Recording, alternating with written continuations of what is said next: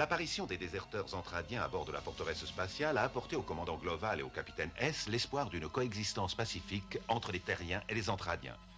Forte de ce nouvel espoir, Lisa décide secrètement de retourner sur la Terre pour essayer de persuader une nouvelle fois son père et les autres dirigeants de commencer à négocier la paix avec les chefs entradiens. Me voilà de nouveau sur le point d'affronter tout l'état-major. C'est ce que j'ai entendu dire. Ça va être dur, je te souhaite bonne chance. Hein? Tu ressembles à un commandant dont le bateau est en train de couler et qui vient de découvrir qu'il a oublié d'emporter les gilets de sauvetage. Tu vas avoir beaucoup de mal à les faire changer d'avis. Ne t'attends pas à un miracle. Je sais, tu as raison. Est-ce que tu as eu le temps de voir Rick et de lui dire que tu partais? Non, mais j'ai l'intention de lui dire. Je l'appellerai de la navette. Nous sommes prêts pour le lancement de la navette, commandant. Le décollage est prévu dans 15 minutes dès que la piste sera libre. Avez-vous remarqué dans le secteur le signe d'une présence ennemie? Non, tout est calme pour l'instant, la zone est dégagée.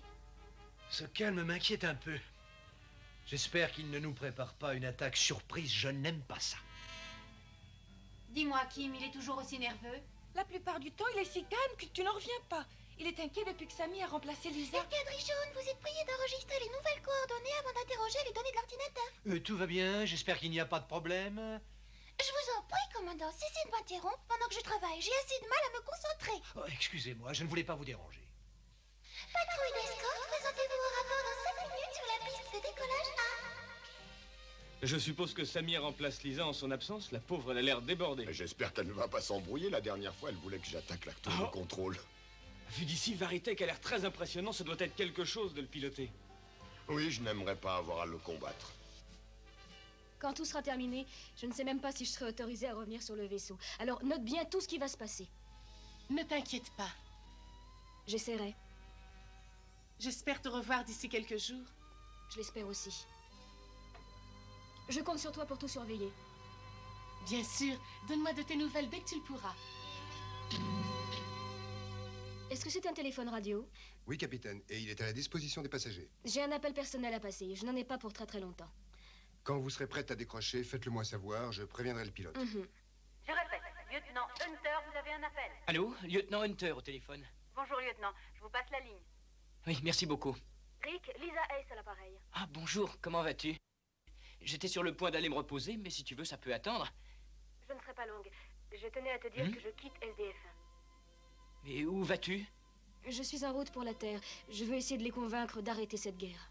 Comment ça, tu y vas seul? Il faut que je sois seule. C'est une affaire hautement confidentielle. Les civils ne doivent pas être au courant. Ils ne sont pas conscients du danger qui les menace. Attends une minute. Pourquoi est-ce que je n'ai pas été prévenu de ton départ? Il est possible que je ne sois pas autorisée à revenir sur le vaisseau. Alors, au cas où nous serions amenés à ne plus nous revoir, je tiens à te dire que j'ai été bien près de toi. Attention, dégagez tous les abords de la piste A. Lancement immédiat de la navette. Je répète, dégagez tous les abords de la piste A. Certaines de tes observations à bord du vaisseau ennemi font partie de notre rapport. Peu m'importe ton rapport. Tout ce que je veux, c'est que tu reviennes. S'il te plaît, Rick, veille à la sécurité des déserteurs entradiens. La plupart d'entre eux pensent qu'ils sont des saboteurs et qu'ils nous veulent du mal. Bon, nous partons maintenant. Il faut que je raccroche. Au revoir et merci encore. Attention, armez les portes. Attends, de quel endroit de la base appelles-tu? La piste est libre. L'allumage a eu lieu. La navette quitte maintenant le vaisseau.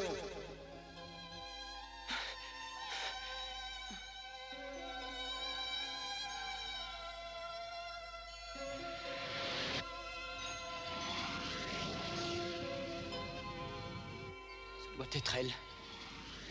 Si seulement elle m'avait dit qu'elle partait. Jusque-là, tout va bien. La navette et son escorte suivent le plan de vol. Commandant, une partie de la flotte ennemie a commencé à bouger. Il semble être au courant du voyage de la navette pour la Terre. Mise en place immédiate des manœuvres de diversion. Éloignez l'ennemi. À vos ordres. Je viens de recevoir un message. L'ennemi est sur le point d'attaquer. Escadrille de chasse, déclenchez l'opération Delta. L'ennemi approche par derrière. Dispersez-vous et formez un périmètre défensif. Message reçu. Commandant, notre cible a changé de trajectoire. L'escorte défensive a modifié sa position dans un but tactique. Rien ne peut les sauver. À toutes les unités, ordre d'attaquer! Les vaisseaux ennemis s'approchent de nos troupes, commandant. Commandant, la navette a atteint les coordonnées Lambda 34. Devons-nous la renvoyer des renforts? Non, pas avant que ce soit indispensable.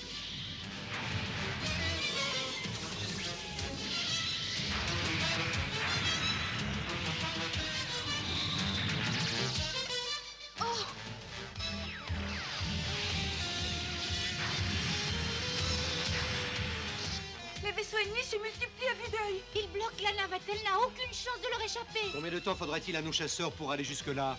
Je pense qu'il leur faut au moins 20 minutes. Alors il n'y a pas de temps à perdre. Envoyez-les immédiatement à Lambda 34. Qui prendra les commandes? Envoyez une voiture chercher le lieutenant Hunter et dites-lui que Max Sterling est dans une situation critique. À vos ordres. Je me doutais que ce voyage ne présageait rien de bon. Chauffeur, vous ne pouvez pas aller un petit peu plus vite? D'accord, mais cramponnez-vous. Ici le lieutenant Hunter à bord de Baritech, prêt au décollage. Lieutenant, votre destination est Lambda 34. Qu'est-ce que c'est que ça, Lambda 34? De quoi parlez-vous? Sammy, tu ne lui as donc pas donné la liste des nouveaux codes? Tu devais la distribuer ce matin à tous les pilotes. Oh, mais je pensais pas qu'il en aurait besoin. Il était supposé être en permission jusqu'à demain matin. Oh, je suis vraiment désolée. Armez les portes, dégagez la piste, décollage dans 15 secondes. Voici les coordonnées d'après l'ancien code. Delta.5. Message reçu, merci.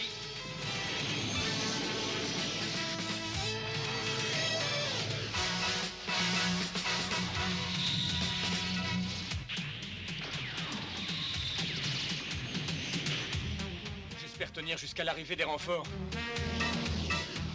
Pas de doute, voilà la zone de combat. Je n'ai jamais vu autant de vaisseaux. Il était temps que j'arrive. Feu!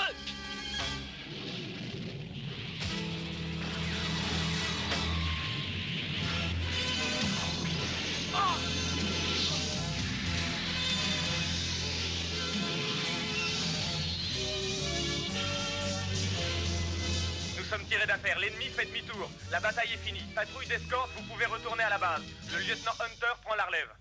Eh bien, le lieutenant Hunter nous a fait une jolie démonstration. Mais pensez-vous qu'il puisse défendre la navette à lui Il n'y a tout seul? aucun risque. Sa machine a une puissance de tir égale à celle de 10 vaisseaux ordinaires. Oh, je suis épuisée. J'aimerais bien que le capitaine Ice revienne. Nous avons bien failli le perdre avec cette histoire de nouveaux codes. L'alerte est terminée. Nous allons reprendre le plan de vol de départ. Capitaine Ace, j'ai une communication pour vous de la part du lieutenant Hunter. C'est lui qui nous escorte maintenant. Tu vas bien? Oui, mais seulement grâce à toi, merci. N'en parlons plus, mais est-ce que tu peux m'expliquer pour quelle raison? Je te laisserai pas revenir. J'ai pu étudier l'ennemi quand j'étais prisonnière sur leur vaisseau. Alors j'ai bien peur qu'ils n'aient envie de me garder avec eux. Même si ton père est l'un des chefs de nos forces armées? Je doute que mon père ait envie de me défendre une fois que je leur aurai présenté mon rapport. Ils ne vont pas aimer ce que j'ai à leur dire. Lisa, la navette vient d'entrer dans l'atmosphère. J'espère que tout ira bien. J'en suis sûre, Rick, merci. Je suis heureux que ces nouvelles armes fonctionnent aussi bien, surtout que nous n'avions même pas pris le temps de les tester avant le combat. Il y a encore autre chose que j'aimerais te dire, mais pas par radio, c'est trop privé. Regarde par la fenêtre. Par ici. Qu'est-ce que c'est? C'est juste entre toi et moi.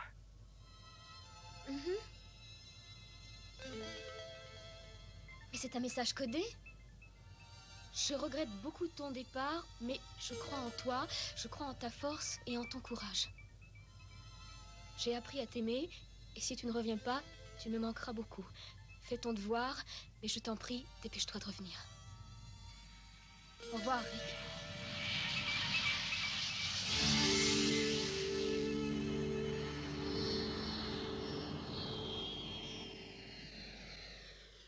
J'ai finalement découvert comment les Microniens avaient acquis de tels dons de guerriers aux commandes de leur vaisseau. Dès leur enfance, ils s'entraînent sur ces machines électroniques et font des simulations de vol. Une fois atteints l'âge adulte, ils sont devenus de redoutables guerriers. C'est vraiment très astucieux. Très astucieux. Chaque fois que je regarde cette photo, je me dis que j'aimerais bien que la mère de Lisa soit en vie. Elle serait fière de son petit soldat. Excusez-moi de vous déranger, amiral. Je vous préviens que la navette s'approche de la base. Merci beaucoup. Mais elle ne va pas tarder à atterrir. Je vous attendrai aux ascenseurs. Très bien, c'est parfait. La navette continue à descendre vers la Terre avec à son bord une passagère inquiète qui se demande si elle reverra un jour ses amis. Dans la nuit, sur la piste d'atterrissage déserte, une figure solitaire attend. Amiral, nous venons de recevoir un message. L'arrivée de la navette a été retardée de 20 minutes. Si vous voulez, je peux vous emmener à la tour de contrôle. Vous aurez moins froid. Non, non, merci. Je veux l'attendre ici. Je veux être là quand elle arrivera. Et d'ailleurs, je n'ai pas froid. Il est assis à cette table depuis plus d'une demi-heure et il n'a même pas touché à son repas. Je ferais mieux d'aller voir ce que je peux faire. Lieutenant, je peux vous parler une minute? C'est un peu tôt pour déprimer, non? Je suis persuadé que d'une façon ou d'une autre, le capitaine Ace reviendra. Écoute, premièrement, je ne pense même pas à elle, et ensuite, qu'est-ce qui te permet de dire que je suis déprimé? Et vous avez peut-être besoin seulement d'un petit peu de distraction. Et si on allait jouer? Je connais l'endroit idéal. Allez, venez. Vous allez voir, je suis sûr que ça va vous plaire. Ça m'étonnerait. Je ferais mieux de rentrer, je crois. Faites-moi confiance, une petite partie et vous aurez retrouvé le moral. Encore une fois, ça m'étonnerait. Je ne connais pas un seul jeu capable de me remonter le moral. Ah, ça c'est parce que t'as jamais essayé. Je suis déjà venu ici et je sais de quoi je parle. Loin des jeux et du bruit de la galerie marchande, la navette transportant Lisa se pose sur la piste de l'état-major. Ma fille est enfin revenue vers moi. La navette vient de se poser. Vous êtes prié de ne pas approcher l'appareil tant que les passagers n'ont pas débarqué. Lisa,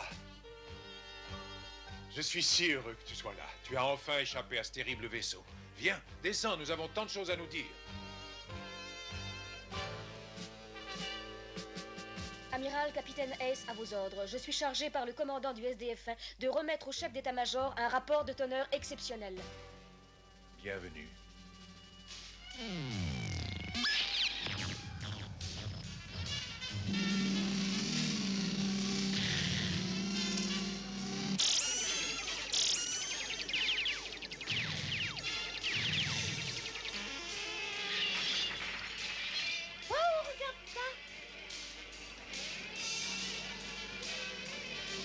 Je n'arrête pas de marquer, lieutenant.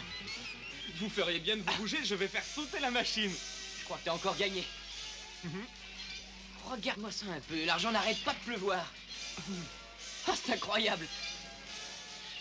Hé, patron, il y en a un qui est en train de nous vider nos machines. Qu'est-ce qu'on fait? Je savais bien que je n'aurais jamais dû ouvrir une salle de jeu sur la base, c'est du suicide. Intéressant. Très intéressant. C'est tout ce que j'ai, mais vous voyez où je veux en venir. Je ne suis pas sûr d'avoir tout à fait compris ta position, mais tu penses que leur structure génétique et la nôtre sont similaires, et sur l'hypothèse que nous soyons tous issus d'une même espèce, tu fondes l'espoir de nous convaincre de faire la paix. Oui, c'est à peu près ça. Mais quel est ton avis? Ces documents sont-ils suffisants pour convaincre l'état-major? Je n'en sais rien, mais je vais les leur présenter et voir ce que je peux faire. Ah, c'est incroyable. Quelle maîtrise. C'est une champion. Non mais tu as vu tout ce que j'ai gagné? Et avec un peu d'entraînement, je suis sûr que tu feras encore mieux. Qu'est-ce qu'il y a? Cette fille assise là-bas. Oui, et alors? Je n'ai jamais vu une aussi jolie femme. Oui, c'est vrai qu'elle est pas mal. Je vais lui proposer de jouer avec moi. Excusez-moi, vous voulez bien faire une partie avec moi? Vous êtes très doué et je pense que nous sommes de force égale. Vous êtes prêt à jouer tout ça? Oui, je le suis. Ça va être un grand match. Êtes-vous d'accord pour commencer au niveau B? D'accord. C'est parti.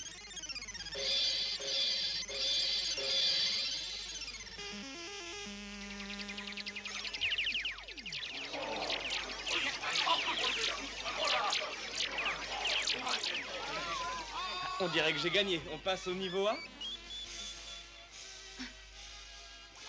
D'accord pour le niveau A, ça risque d'être passionnant.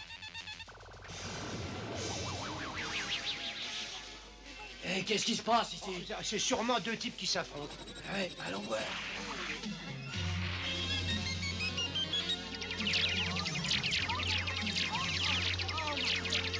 Hé, patron, je vais brancher l'écran sur le jeu numéro 7. Comme ça, on pourra suivre la partie. C'est ça, branche l'écran.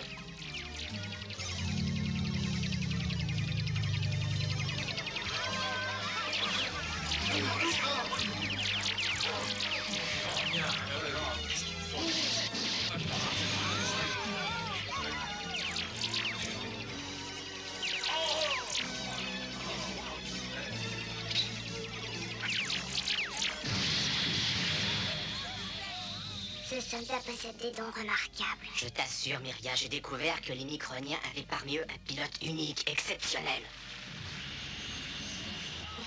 Je crois que mes recherches sont terminées. Cet homme est certainement le pilote dont parle Chiron. Elle est fantastique.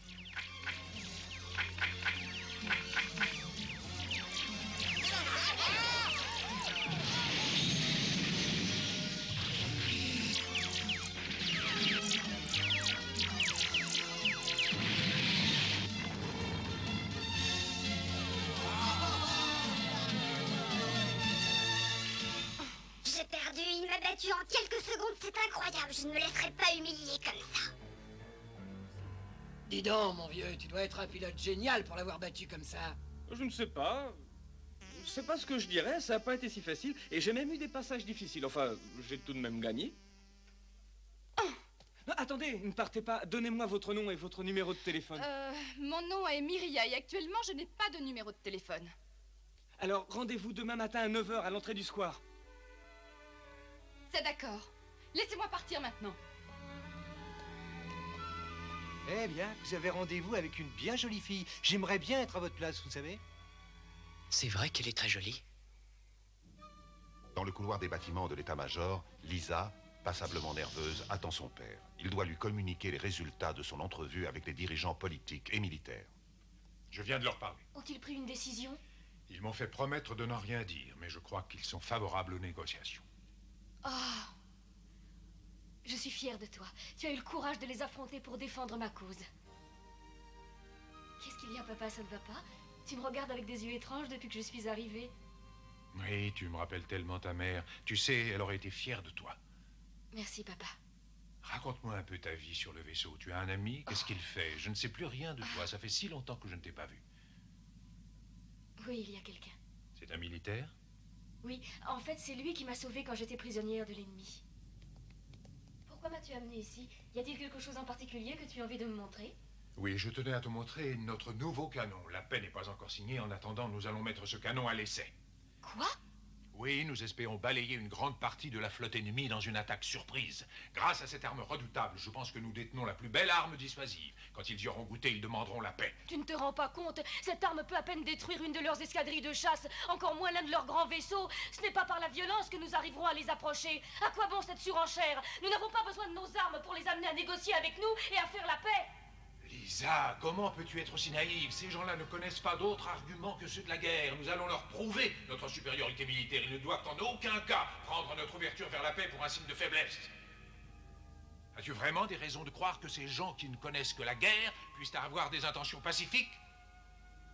Même si leur structure génétique est la même que la nôtre, nous ignorons encore quels sont les antécédents qui les ont conduits à devenir des tueurs. Mais papa... Lisa, l'histoire humaine nous a appris au moins une chose. Il faut agir avec prudence quand il s'agit de traiter avec une force imprévisible. La date du bombardement est déjà fixée. Nous parlerons de la paix plus tard. Je regrette, mais ce n'est pas la peine de discuter. Oui, je vois. Min-May et Kyle ont finalement accepté de répondre aux questions des journalistes et de donner une conférence de presse dans le hall de l'hôpital. Min-May, est-il vrai que vous soyez resté auprès du lit de Kyle pendant toute la semaine? Mais je n'ai jamais dit ça. Min-May, la rumeur court que vous êtes tous les deux sur le point de vous marier. Est-ce exact? C'est absolument faux. Comment votre ex-fiancé a-t-il réagi à cette rumeur? Oh, vous voulez parler de Hunter, mais ce n'était qu'un ami. Allez, Tu as Min-May, raison ne de vous parler déroulez au pas. passé. Vous savez très bien que ce n'est pas ce qu'on raconte. Vous étiez très proches, non? Ne nous dites pas que vous n'avez jamais parlé de mariage. Enrico, qu'est-ce que ça veut dire, mariage? Pourquoi il n'arrête pas d'en parler? Parce que le mariage, c'est quelque chose d'important. Quand les gens se marient, ils vont dans un endroit privé et passent leur temps à s'embrasser sur la bouche. Oh, non, ça se fait jamais ça, moi. Ah, non, alors. Kyle, dites-nous, est-ce que vous avez demandé Min-May en mariage? Non. Vous n'êtes pas très convaincant. Peut-être n'avez-vous jamais osé le faire. Non, j'étais justement en train de penser... Oui. Je ne lui ai jamais demandé, mais maintenant, je peux bien vous le dire, j'en ai souvent eu l'intention. Par ici, s'il vous plaît, regarde. Ah, tu es sérieux, Kyle? S'il vous plaît.